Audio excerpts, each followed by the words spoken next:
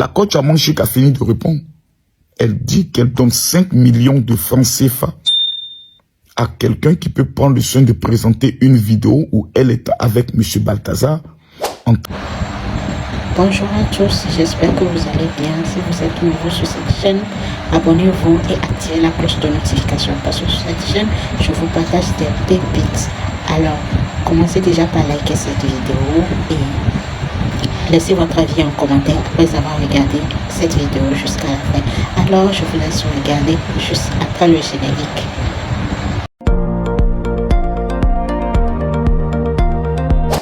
Shalom à tous. Je vois des vidéos d'une dame qui, dans cette histoire de Balthazar, se permet de citer le nom de la coach Amon Chic. Et je vois plusieurs qui sont en train de faire des panels pour dire « Oh, il faudrait que la coach Amon Chic porte plainte. » En fait, il y a quelque chose que vous n'avez pas compris. Quand un chien aboie et veut affronter un lion,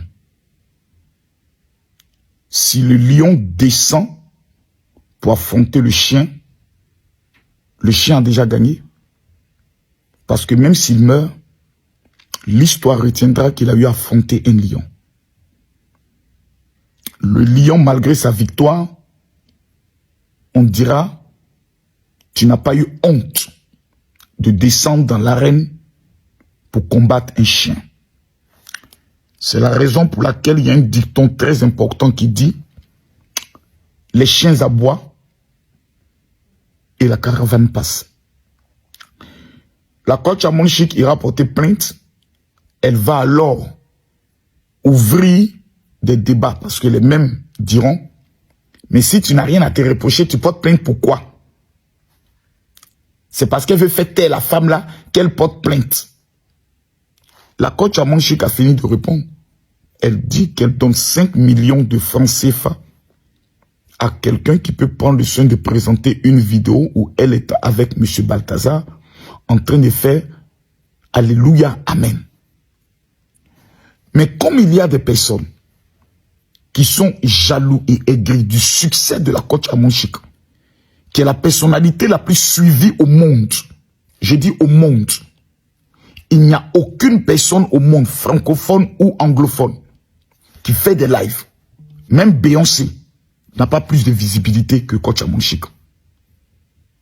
On sait tous que certaines grandes stars américaines lancent des lives.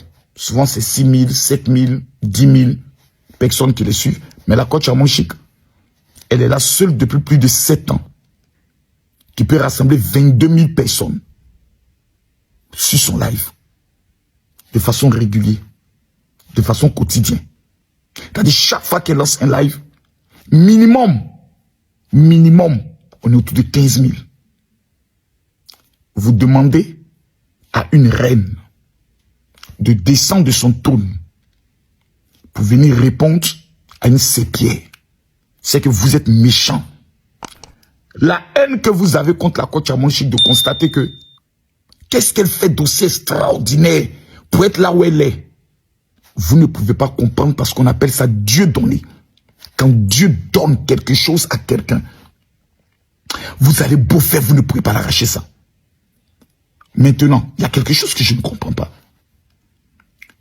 Tu as ton con, elle a son con. Mais c'est toi qui as mal du con de ta camarade.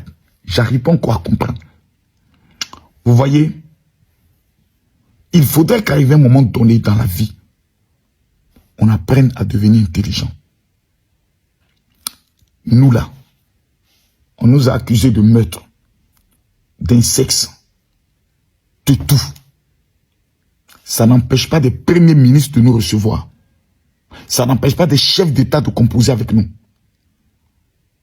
Quand je vois des Woubi qui n'assument pas leur Woubia, ou des Lélé qui sont déterminés à pouvoir parler souvent de nous, ou de moi, je suis trop content. Parce que je sais qu'ils sont dans les règlements de compte à bas les Woubi. Ça, on a compris.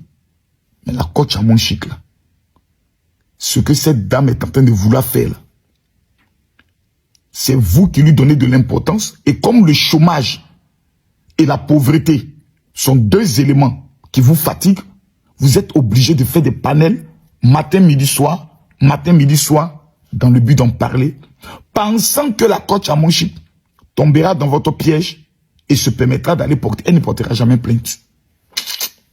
Parce que quand tu portes plainte, tu fais d'un dossier une série télévisée. Parce que tous les jours, les gens seront sur ton dos. La meilleure réponse qu'on peut donner à un imbécile, c'est le silence. Je vais demander à tout le monde de me dire dans les commentaires ce que je viens de dire là. Qu'est-ce que vous en pensez? Ce TikTok est mon nouveau TikTok. C'est mon TikTok principal actuellement. Tous ceux qui vont voir cette vidéo, veuillez vous abonner.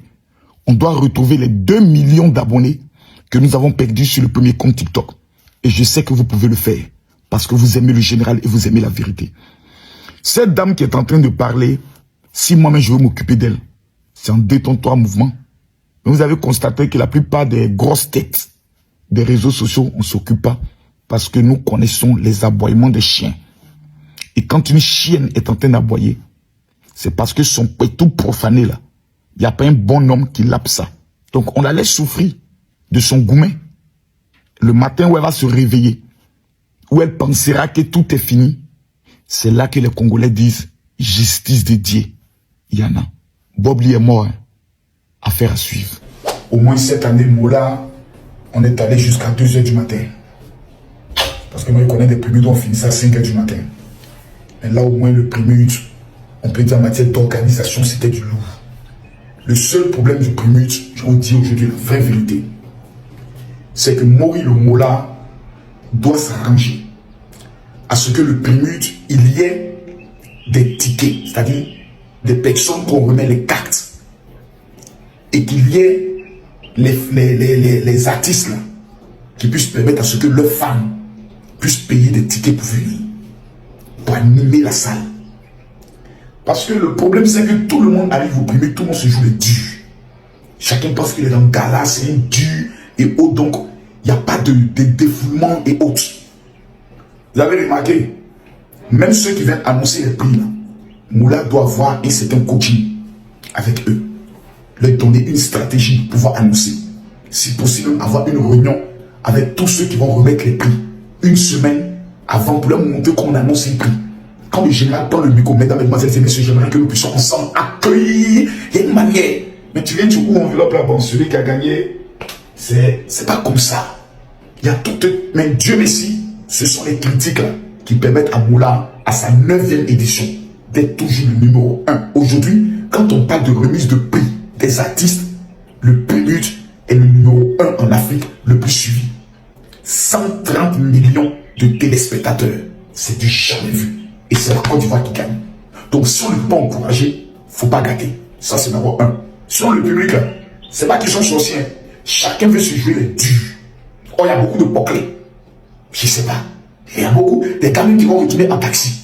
D'autres même vont prêter. D'autres vont demander série de monter dans ta voiture pour que tu le déposes devant. Maintenant, il y a les durs qui ont beaucoup de moyens. Mais tout le monde veut se jouer les durs. C'est ça le problème des Ivoiriens. Tout le monde est orgueilleux. Pourtant, c'est un moment où on vient se faire plaisir, on vient s'amuser et autres. Il faut qu'il y ait 5000 personnes. La salle, c'est 5000, c'est 10 000. Il y a au moins 3000, tu reçois des tickets. À gauche, là, c'est le public. L'autre côté, c'est le public. Derrière, c'est le public. Et des gens payent tickets pour venir. Là, chacun va dire à ses fans, allez prendre des tickets pour aller me soutenir parce que moi, il y a plein de ça. Maintenant, on va revenir sur quelque chose que j'aimerais. Vous savez, Imra, sincèrement, moi, le domaine rap et autres, champion en cherchement, ça ne m'intéressait plus. Mais le petit, il a quelque chose. Il a quelque chose. De la manière dont j'ai vu les mamans, les tantis, les vieux pères s'élever quand on a annoncé son prix là, il a quelque chose.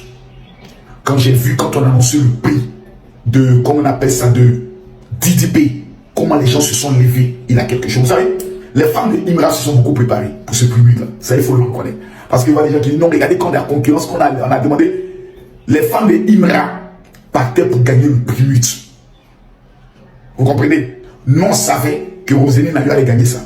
Pourquoi? Parce que l'année dernière, elle n'a pas gagné. Et c'était serré entre elle et puis Didi B. Donc ces femmes se sont préparées cette année pour lui donner ça. Imra, ces femmes se sont dit, cette année on va gagner parce que l'année dernière, c'est Didi B qui a gagné. Donc cette année, on va prendre. En tout cas, ils se sont préparés, ils se sont mobilisés. Imra a pris un trophée, Didi B a pris un trophée sur ces 32 trophées. Mais il y a quelque chose de malsain que moi je suis en train de constater parce que ce côté malsain, on l'a fait avec DJ Arafat et Debordo de Konfa. On traitait Debordo de Rantamplan. On a insulté Debordo pendant des années, il a fait même des dépressions. Il était devenu blogueur. C'est l'affaire de, comment on appelle ça, Viviane et de Djilibala. Le peuple de Côte d'Ivoire a le même peuple de Côte d'Ivoire qui avait enterré Debordo, le même peuple de Côte d'Ivoire l'a ressuscité. Faut pas on va commencer ces mêmes bêtises que nous avons eu à faire entre Debordo et puis Arafat, sur Imra et puis Didi B. Ils sont dans deux registres différents. L'autre est dans un registre où il dit c'est la gangsteria. L'autre est dans un registre où lui, il est dans tout ce qui est style posé, American boy. C'est autre chose. Nous sommes des Ivoiriens. Nous là, c'est orange, blanc, vert.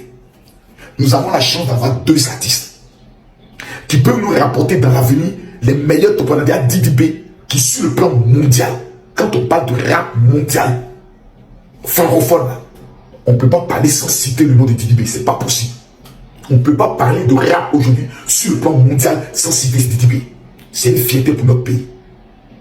Commencez déjà à dire Imra est plus fort que Didi B. C'est insulter tout le talent et tout le travail que Didi B a fait. Dire Didi B est plus fort que Imra, c'est déjà vouloir ridiculiser Imra et c'est pas bon. On a deux talents purs. On a deux légendes pures. On a deux phénomènes purs. Si on ne peut pas les encourager, chacun dans son domaine, c'est pas la peine de les mettre en concurrence. Parce que c'est la concurrence qui engendre la sorcellerie. Quand vous mettez deux personnes en concurrence, là, le mysticisme va venir s'implanter. On connaît des artistes qui vont travailler contre les autres artistes, qui vont faire des grands féticheurs pour éteindre les autres artistes quand Arafat est mort. Vous vous rappelez? Plusieurs personnes ont dit 3 artistes sont allés au Bénin pour aller attacher l'âme d'Arafat. Dit vers ou faux, on ne le sait. Mais ce que nous sommes en train de commencer là, c'est pas bon.